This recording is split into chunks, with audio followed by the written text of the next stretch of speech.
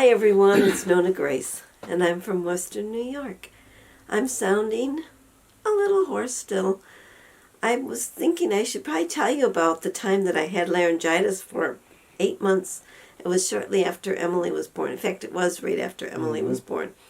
I had had surgery because all my babies are C-sections, and I had 4 C-sections, and the doctors really don't like you to have 4. They only want you to have 2.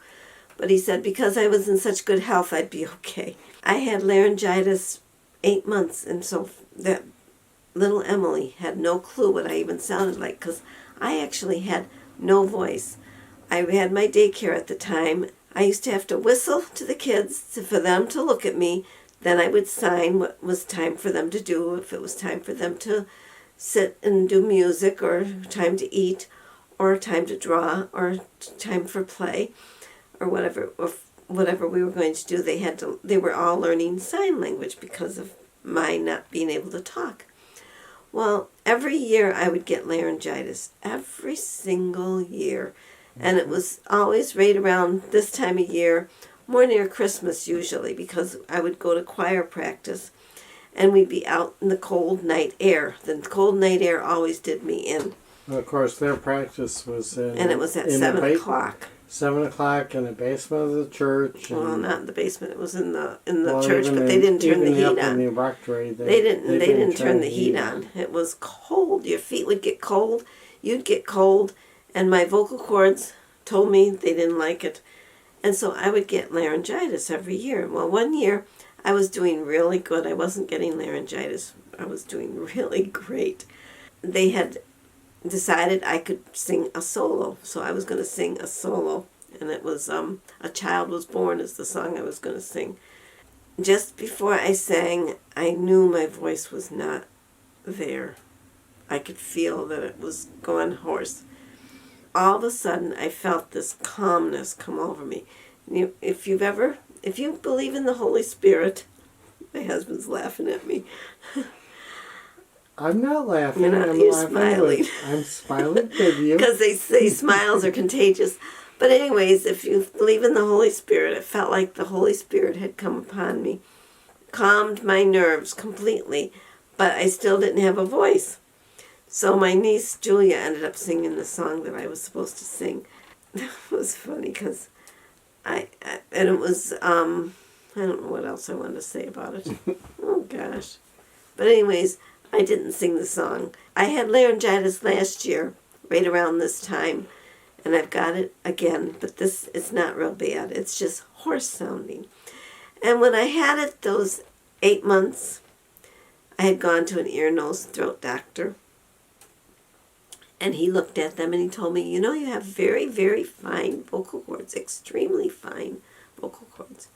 And he said, maybe you should go to a tropical place and don't talk for about 6 months. And I said, oh, sure. Like that was going to happen because I had just had Emily. I had my daycare. There was no way I was going to be going away for 6 months and not talk. Well, I started taking I couldn't see you not talking for 10 minutes. Couldn't answer the phone. I couldn't, none of that. You had to answer the phone, or the kids used to answer the phone for me. I started taking their little hoarseness pills. They're little homeopathic. I'm not a doctor, but this is what I took. They're little hoarseness pills. And that's exactly what they're called, hoarseness. I took these. What it is you'd put it under your tongue about every half an hour. I was putting one under my tongue. And it got to be where around 4 o'clock I had a little bit of a voice. Or no, it was later than that, at the beginning. At the beginning it would be like, maybe it was. I don't remember how it went. It was either earlier in the day I'd start to have a little voice and then it would disappear. Well, this one day I was talking. I was at my mom's house. And I go, oh my goodness, I'm still talking? And it was like 7:30 at night and my voice was still there. I couldn't believe it. Because they didn't expect me to ever talk again or sing again or anything again. But I guess the Holy Spirit came upon me and worked with me. So that was what I wanted to tell you today about the hoarseness pills and the hoarseness. I haven't taken any of these. I probably could. I haven't, because my voice is still there. Mm-hmm. When I had the laryngitis, I had absolutely no voice. And they didn't even call it laryngitis. They called it pharyngitis. And I looked up in my Merck manual what pharyngitis is, and it's a form of laryngitis, is what it is. It's an inflammation of your larynx. And so that's what I had. Well, I hope this voice doesn't bother you too badly. It doesn't bother me at all. I haven't talked much, and so when you don't talk much, it's resting.